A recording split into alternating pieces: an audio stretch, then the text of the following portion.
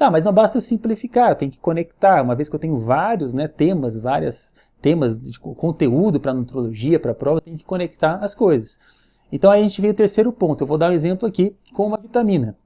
Aqui está a tiamina, então eu estou simplificando ela, mostrando ela de uma forma bem visual, para a gente lembrar dela, para a gente concretizar, para a gente conseguir enxergar.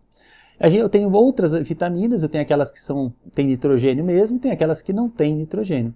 A gente vai ver a tiamina. Então eu posso olhar para essa molécula aqui lá na rua, ela está passando na minha frente, eu vou falar, opa, essa é uma tiamina. Como é que eu sei isso? Porque quando eu olhei para essa molécula, parecia que tinha aqui, ó, duas pipas. E aí usando agora, né, a associação mnemônica. Uma pipa e uma pipa. Para empinar duas pipas, a gente precisa de duas pessoas. Logo eu lembrei do tio e da menina. Do tio e da mina. Então já não tem como a gente esquecer a tiamina. Então eu já consegui simplificar ela e enxergar a fórmula estrutural aqui, inclusive vendo que tem nitrogênio. Tá. Agora falta o que então? Falta eu conectar isso, né, com a minha prescrição. Quando eu estou prescrevendo Benerva, por exemplo, cloridrato de tiamina 300 mg, eu tenho que saber o que eu estou prescrevendo. E saber qual a patologia que está ligada com a deficiência de tiamina, qual a origem dessa patologia. Então a gente vai fazer a correlação. Né? Como que a tiamina entra no NSHOPS? É a primeira pergunta. Ela entra, num dos papéis dela, ajudando a entrar no ciclo de Krebs o piruvato. Então ela entra aqui nesse momento do ciclo de Krebs, onde a gente vai colocar a matéria orgânica para ser oxidada e depois produzir ligações de fósforo. Ah, Clésio, entendi. Então ela age aqui na entrada do ciclo de Krebs. Ela vai ajudar uma enzima. A tiamina é uma molécula pequena que ela vai ajudar uma enzima, que é uma proteína com muitos aminoácidos, a ser uma ferramenta para ter uma função nessa entrada do ciclo de Krebs. Uma delas é a enzima piruvato desidrogenase. Então, junto com essa proteína, ela vai ser uma ferramenta para que o piruvato, né, ele entre no ciclo de Krebs em forma de acetil. Tá, então você está falando que a tiamina é uma vitamina, ela é importante para o ser humano, a gente não consegue produzir na sua totalidade, ela precisa existir para ajudar uma enzima a ter o papel dela no ciclo de Krebs. Sim, no ciclo de Krebs, na produção de energia. Além de ela agir nessa entrada do piruvato, na transformação aí de acetil, né, na acetilcoenzima A, ela também age na alfa-cetoglutarato desidrogenase, lá dentro do ciclo de Krebs. Então ela vai agir com uma outra proteína, como ferramenta dessa proteína, para que o ciclo de Krebs gire, né, para que funcione o ciclo de Krebs. E ela, então, é uma molécula menor, agindo junto com uma maior, como se fosse uma chave de fenda na mão aí do ser humano, para que algo funcione. Então, a alfa-cetoglutarato desidrogenase é outra enzima que a tiamina age. Bom, tem outras enzimas também que ela vai agir. Mas por que eu estou explicando isso? Eu estou enxergando a tiamina, estou enxergando a importância dela no ciclo de Krebs, e é isso que é o papel do nutrólogo, é enxergar isso. Por quê? Porque se a gente tiver, por exemplo, uma deficiência de tiamina, eu vou ter um problema nessa produção de energia. Lembra do mapa metabólico, na produção de energia? E se eu tiver um problema na produção de energia, as células que vão mais sofrer são as células que mais precisam de energia. Então o coração é óbvio, é uma delas.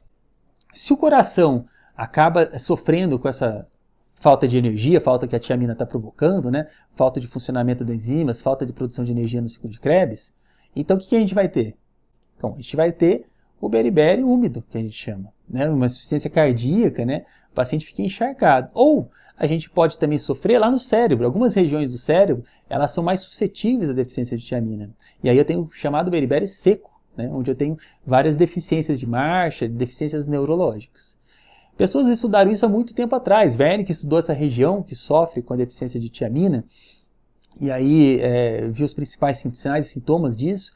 E o Korsakoff estudou também a deficiência de memória que isso acabava causando pela deficiência de vitamina. Então a gente tem uma síndrome chamada de Wernicke-Korsakoff hoje, de deficiência de tiamina. Mas olha o importante, a gente simplificou, visualizou, entendeu a lógica, e agora a gente está relacionando então com a patologia. E aí com a nossa prescrição, eu sei que a tiamina tem um mínimo para dar por dia para o ser humano, para ele sobreviver para o ser humano normal, mas eu sei também que tem algumas populações que têm deficiência, então o bariátrico, o etilista crônico, os pacientes que estão com subnutrição crônica.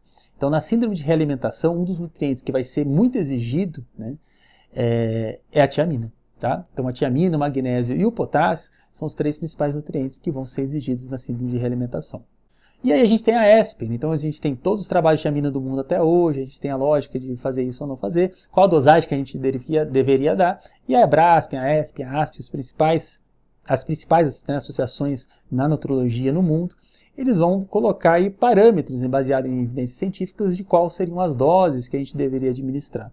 E aí a gente tem sugestão de dose, desde paciente com deficiência leve ou com risco de deficiência, e aqueles pacientes, né, de risco de síndrome de realimentação, para prevenção, tratamento e também de encefalopatia de Wernicke.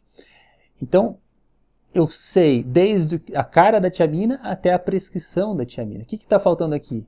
Eu vi a cara da prescrição. Então, se eu for prescrever via oral, eu tenho no Brasil várias formulações de tiamina. E se eu for prescrever parenteral, via endovenoso, eu também tenho aqui o Acezil, outra forma de tiamina endovenosa.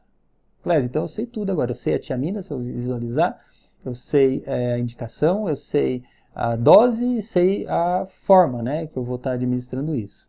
Ótimo, né? Então, isso é a conexão entre a base e a prescrição.